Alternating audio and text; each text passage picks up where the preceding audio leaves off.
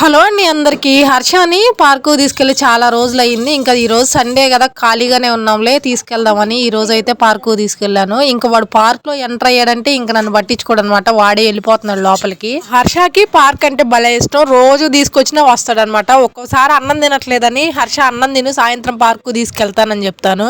ఎలాగోలా తినేస్తాడు. ఇంకా పార్క్ అనగానే ఇంకా తినేసిన తర్వాత నిద్ర ముంచేస్తే నిద్ర లేకగానే గుర్తు పెట్టుకొని మరీ అడుగుతాడు అనమాట. అమ్మ పార్క్ అమ్మా అని. మనం చెప్పింది ఏది గుర్తున్నా గుర్తుండకపోయినా పార్క్ అన్న విషయం మాత్రం భలే గుర్తుండిద్ది. వాడికి ఒకసారి చెప్పామంటే తీసుకెళ్ళింది ఆకు ఊపిరి ఆడినాడు. ఇప్పుడు పిల్లలందరికీ హాలిడేస్ ఇచ్చారు కదా, 24 గంటలు ఇంట్లో ఉండి బోర్ కొడుతుందని చెప్పని టీవీలు ఫోన్లు అలవాటు చేయకుండా వీలైనంత వరకు ఇలా పార్కు తీసుకురావడం, పిల్లలతో ఆడుకోనివ్వడం, ఇలా చేయడం వల్ల వాళ్ళ మైండ్ చాలా రీఫ్రెష్ అవుతుంది. అది కాకుండా పిల్లలందరితో కలిసి ఆడుకుంటారు కదా, చాలా యాక్టివ్గా ఉంటారు. ఈ విషయాన్ని నేను చాలా సార్లు గమనించాను.